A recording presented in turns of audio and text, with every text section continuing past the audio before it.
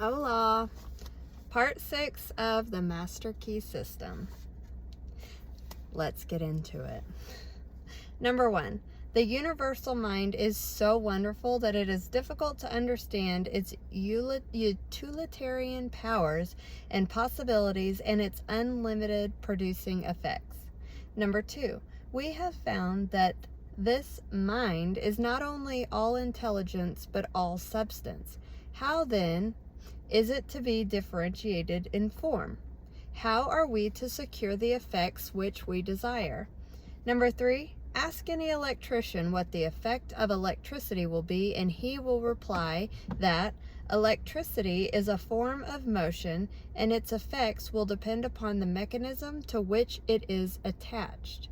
Upon this mechanism will depend whether we shall have heat, light, power, music, or any other marvelous demonstration of power to which this vital energy has been harnessed. Number 4. So what effect can be produced by thought? The reply is that thought is mind in motion, just as wind is air in motion, as its effects will depend entirely on the mechanism to which it is attached. Number 5. Here then is the secret of all mental power. It depends entirely on the mechanism which we attach. Number 6. What is the mechanism? You know something of the mechanism which has been invented by Edison, Bell, Marconi, and other electrical wizards, by which place and space and time have become only figures of speech. But did you ever stop to think that the mechanism which has been given you for transforming the universal, omnipresent potential power was invented by a greater inventor than Edison? Number 7. We are accustomed to examining the mechanism of the implements which we use for tilling the soil, and we try to get an understanding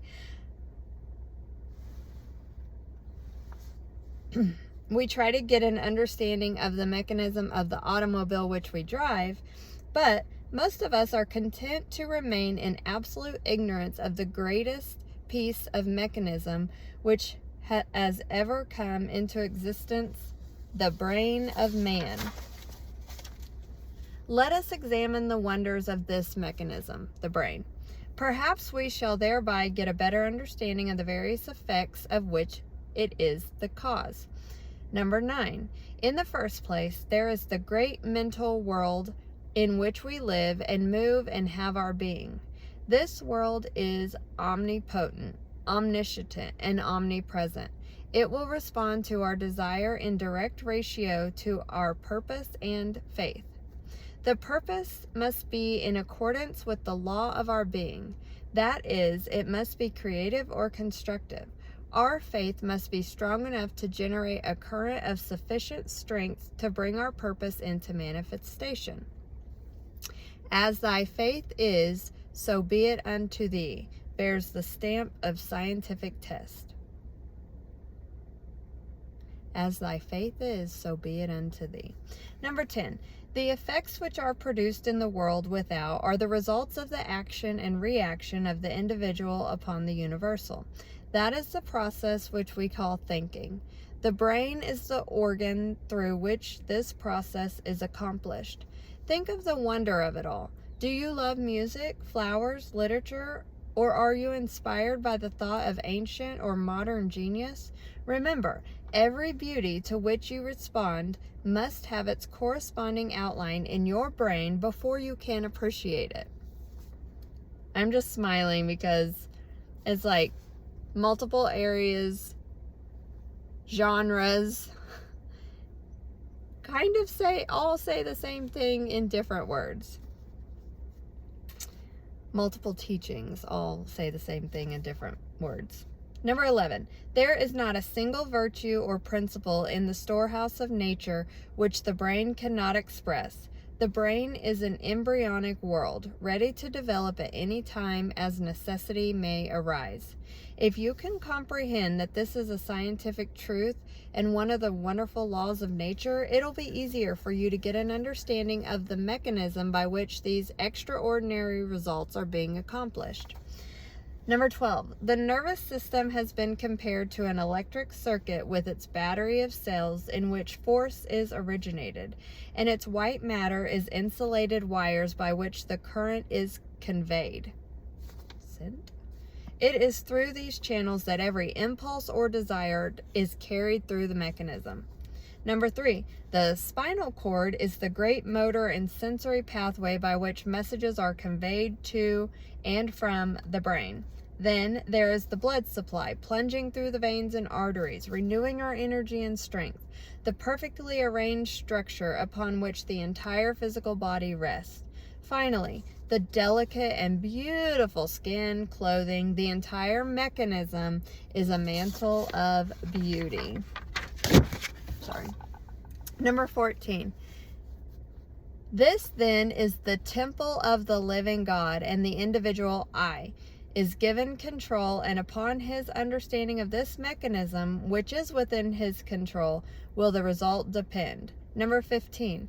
Every thought sets the brain cells in action. At first, the substance upon which the thought is directed fails to respond.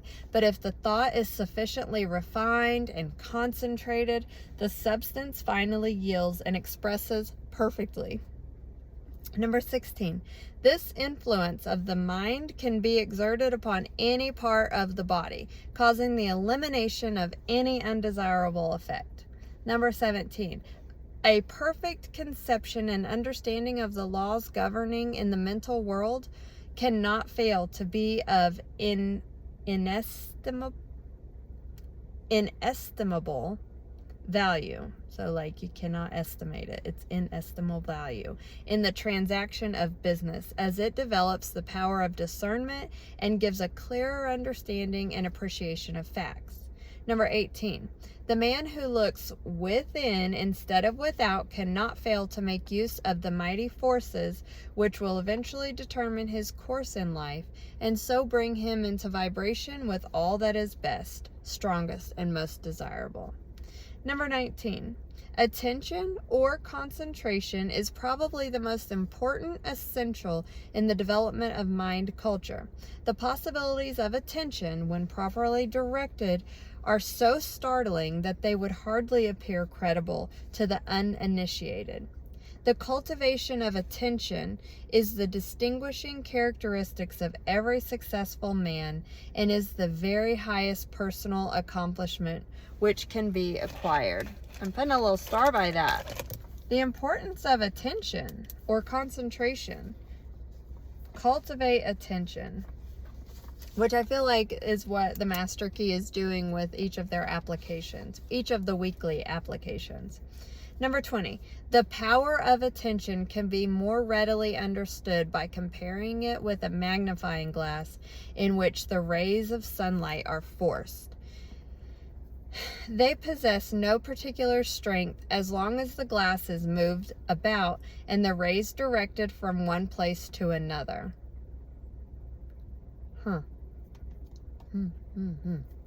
But let the glass be held perfectly still, and let the rays be focused on one spot for any length of time, the effect will become immediately apparent. Yeah, that's good, y'all. That's good. Okay, 21. So with the power of thought, let power be dissipated by scattering the thought from one object to another, and no result will be apparent. Yeah. But focus this power through attention and concentration on any single purpose for any length of time, and nothing becomes impossible. Number 22. Every simple remedy for a very complex situation, some will say it's a very simple remedy for a very complex situation. All right, try it. You, who have had no experience in concentrating the thought on a definite purpose or object, choose any single object and concentrate your attention on it for a definite purpose for even 10 minutes. You cannot do it. The mind will wander a dozen times, and it will be necessary to bring it back to the original purpose. Oh man, that's good. And each time the effect will have been lost, and at the end of the 10 minutes, nothing will have been gained because you have not been able to hold your thoughts steadily to the purpose. Number 23. It is, however, through attention that you will finally be able to overcome obstacles of any kind that appear in your path onward and upward, and the only way to acquire this wonderful power is by practice. Practice makes perfect, as in anything else. Number 24. In order to cultivate this power of attention, get a photograph with you, bring it with you to the same seat, in the same room, in the same position as before. Examine it closely for at least 10 minutes. Note the expression of the eyes, the form of the features, the clothing, the way the hair is arranged. In fact, note every detail shown on the photograph carefully. Now, cover it. Close your eyes and try to see it mentally. If you can see every detail perfectly and can form a good mental image of the photograph, you are to be congratulated. If not, repeat the process until you can. Yeah. Number 25. This step is simply for the purpose of preparing the soil. Next week, we will be ready to sow the seed. Number 26. So week 7, we're sowing seeds. Okay, number 26, it is by such exercises as these that you will finally be able to control your mental moods, your attitude, your consciousness.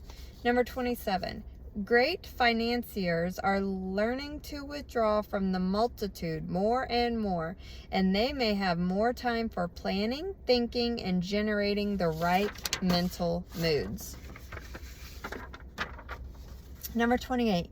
Successful businessmen are constantly demonstrating the fact that it pays to keep in touch with the thought of other successful businessmen.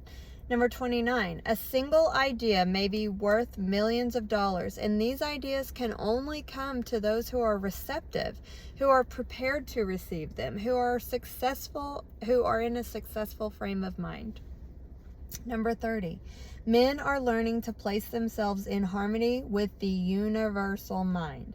They are learning the unity of all things. They are learning the basic methods and principles of thinking, and this is changing conditions and multiplying results. Number 21, they are finding that circumstances and environment follow the trend of mental and spiritual progress. They find that growth follows knowledge. Action follows inspiration. Opportunity follows perception. Always the spiritual first. Actions follow inspiration. Opportunities follow perception. Growth follows knowledge. It's always the spiritual first. Then the transformation into the infinite and illimitable possibilities of achievements. Number 32, as the individual of this channel for the differentiation of the universal, these possibilities are necessarily inexhaustible. Number 3, thought is the process by which we may absorb the spirit of power and hold the result in our inner consciousness until it becomes a part of our ordinary consciousness. The method of accomplishing this result by the persistent practice of a few fundamental principles explained in this system is the master key, which unlocks the storehouse of universal truth. So the method of accomplishing this result by persistent practice of a few fundamental principles, we're going to learn, it's the master key. That's the master key, is the accomplishing these fundamental principles, practicing them. Okay, number 4, the two great sources of human suffering at present are bodily disease and mental anxiety. These may be readily traced to the infringement of some natural law. This is no doubt owing to the fact that so far knowledge has largely remained partial, but the clouds of darkness which have accumulated through long ages are beginning to roll away, and with them many of the miseries that attend imperfect information. And then it ends with a quote from Larson. That a man can change himself, improve himself, recreate himself, control his environment, and master his own destiny is the conclusion of every mind who is wide awake to the power of right thought in constructive action. That was good, y'all.